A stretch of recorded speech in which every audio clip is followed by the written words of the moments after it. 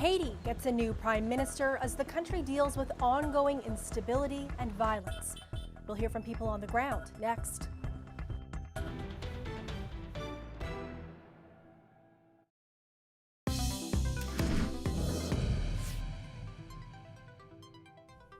There's renewed hope for stability in Haiti today as a new prime minister is sworn in.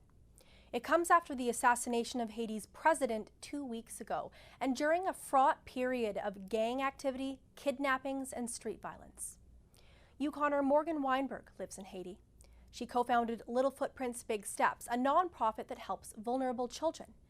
I spoke to Weinberg and her colleague, Angelo Poisson, about where Haiti is now and how it can move forward. So Morgan, I'll start with you. Can you just tell me a little bit about where you were and what happened when the president in Haiti was assassinated? I was in Lake Cay in southern Haiti, which is where Little Footprints, Big Steps is based and where I live. It's quite a distance from the capital city of Port-au-Prince, but the entire country obviously was pretty deeply affected. When we woke up on Wednesday morning and heard the news of the president being assassinated, I actually thought it wasn't real at first when I heard the news.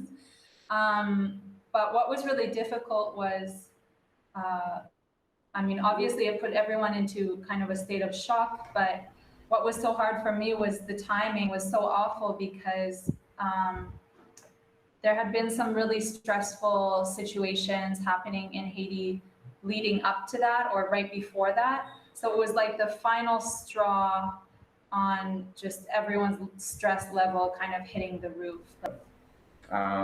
In 6 in the morning, I had a phone call from my mother-in-law who is living in Lake Cay because I was living in Port-au-Prince, and she just told me on the phone that they killed the president Joe. That I was like, what? And she just repeated, they killed the president Joe. That I think, okay, how could it be possible? And I remember it was like just an echo in my head.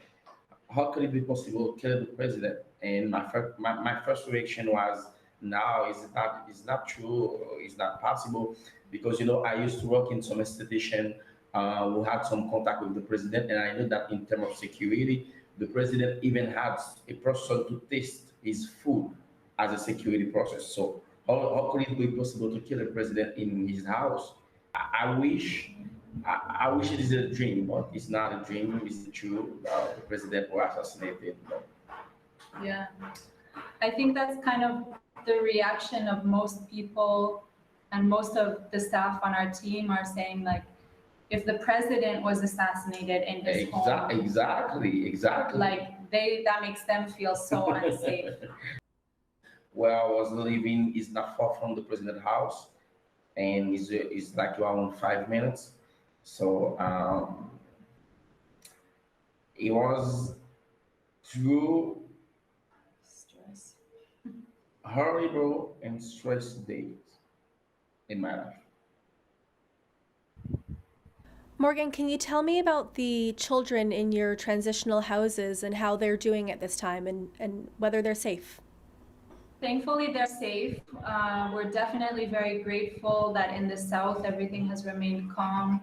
We don't have the gunfire that Angelo is speaking about, although everyone's obviously affected on an emotional level. So we have taken additional security measures in the safe houses just to be on the safe side, but not because we currently feel an increased threat. We have been focusing on trying to have as much activities, psychosocial activities for the kids in the safe house as possible. Really having our staff, our social workers and youth mentor working with the kids in the safe houses.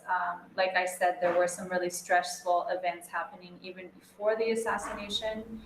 And also just to help the kids dialogue about it and, discuss and try to help with orientation about how they're interpreting this, like the president of your country being assassinated, and what does that mean and how does that make you feel, and making sure they do feel safe and, you know, can continue to have aspirations about their future and believe in their country and that kind of thing.